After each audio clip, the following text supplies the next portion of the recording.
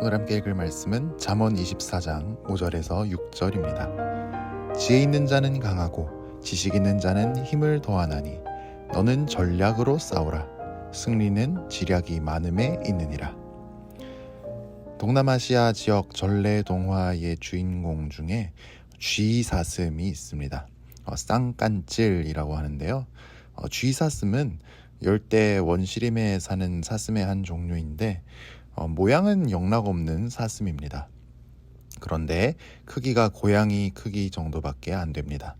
큰 다람쥐인가 싶을 정도입니다. 쥐사슴은 크기가 워낙 작다 보니까 힘도 약하고 달리는 속도도 느립니다. 그런데 전래동화 속에서 쥐사슴은 온갖 거대한 동물을 다 이겨먹고 다닙니다. 악어, 호랑이, 물소, 코끼리, 온갖 거대한 동물과 맞붙어서 다 이깁니다. 그럴 수 있는 이유는 쥐사슴이 아주 지혜롭기 때문입니다. 힘이 절대적으로 약해도 지혜를 발휘해서 강한 동물의 약점을 공격하고 기회를 포착하고 불리함을 만회할 수 있는 방법을 찾아냅니다. 그래서 자기보다 몸이 10배, 20배 더 큰 동물을 이깁니다. 바로 오늘 말씀 5절이 말씀하는 것입니다. 지혜 있는 자는 강하고 지식 있는 자는 힘을 더하나니. 우리가 공부를 할 때, 일을 할 때, 무엇을 할 때나 승리하려면 힘만 세다고 되는 게 아닙니다. 자원이 풍족하다고만 되는 게 아닙니다. 지혜가 필요합니다. 이순신 장군은 명량해전 때 12척으로 130척이 넘는 배를 상대해야 하는 절대적으로 불리한 위치에 있었습니다. 하지만 지혜를 발휘했습니다. 울둘목에 지형과 물살을 이용해서 12척의 배로 130척이 넘는 일본 전함을 무찔렀습니다. 성경에 나오는 여호수아도 가나안을 정복할 때 절대적으로 불리한 입장이었지만 하나님께서 주시는 지혜를 발휘해서 가나안 땅을 정복했습니다. 다윗도 도망자 신세였을 때 사울을 상대로나 아말렉을 상대로나 언제나 전력이 열세였습니다. 하지만 하나님께서 주시는 번뜩이는 지혜를 발휘해서 승리를 거뒀습니다. 우리 삶도 마찬가지입니다. 하나님께서는 우리가 세상 속에서 부르심을 감당하며 살게 하셨습니다. 그런데 우리가 늘 강한 게 아닙니다. 약할 때가 많습니다. 돈이나 자원이 부족할 때가 많습니다. 그래서 싸워보고 도전할 엄두가 안 날 때가 있습니다. 그런데 그 열세를 만회하고 도전하고 싸워서 이길 수 있는 지혜를 하나님께서 주십니다. 오늘 아침 우리가 그 지혜를 주시도록 구합시다. 그리고 또 이기는 비결이 하나 더 있습니다. 저는 올해 유초등부 학생들을 데리고 주일 오후마다 영어 성경 공부 시간을 가졌습니다. 영어 성경 공부를 하고는 같이 공놀이를 하거나 하는 시간을 가졌는데요. 많은 아이들이 좋아하는 종목은 피구입니다. 그런데 피구를 할 때 보면 공 욕심이 있어서 자기만 던지겠다고 하는 아이들이 있습니다. 자기보다 더 어린 동생들 공을 안 주고 자기만 던지겠다고 하는 거죠. 그런데 자기가 공을 잘 던지는 게 아니거든요. 그 팀은 꼭 집니다. 그래서 제가 항상 주의를 기울이는 것은 돌아가면서 공을 던질 기회를 골고루 주게 하는 것입니다. 서로를 배려하게 하는 것이죠.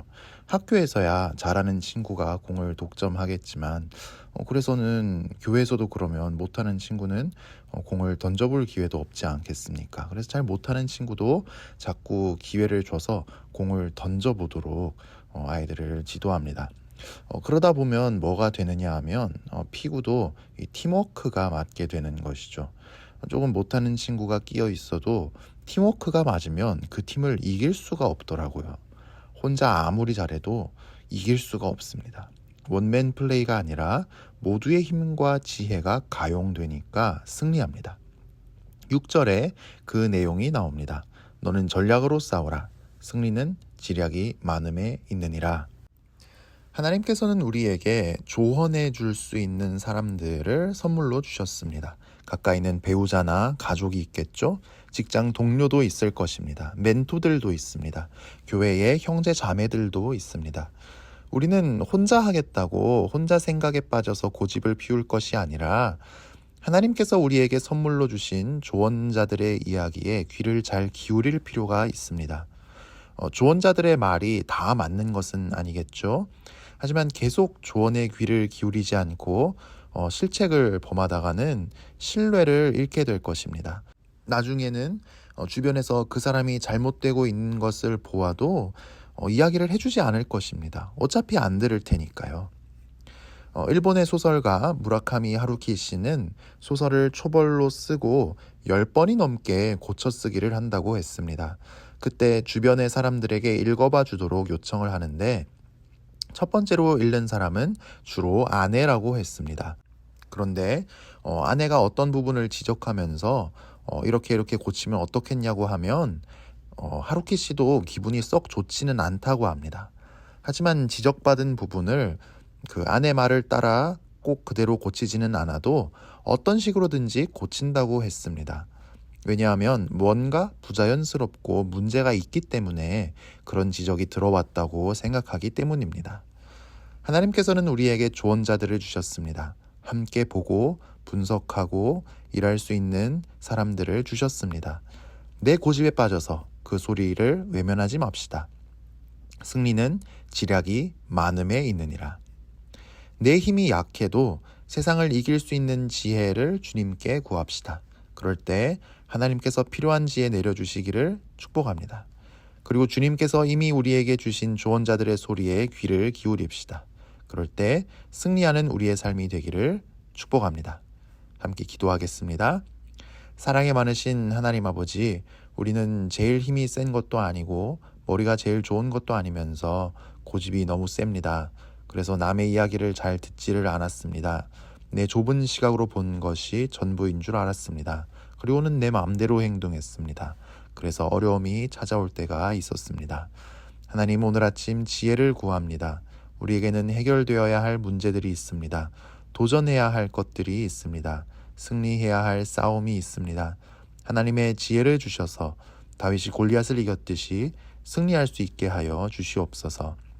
하나님, 내게 많은 조언자들을 주셔서 감사합니다. 그 소리에 귀를 기울이는 겸손함을 주시옵소서. 그래서 승리하게 하여 주시옵소서. 더 많은 조언자들과 함께 일할 수 있는 사람들을 허락하여 주시옵소서. 오늘 하루 삶을 주님께 의탁합니다. 오늘 아침 우리가 드리는 모든 기도 가운데 놀랍게 응답하여 주시옵소서. 예수님 이름으로 기도합니다. 아멘.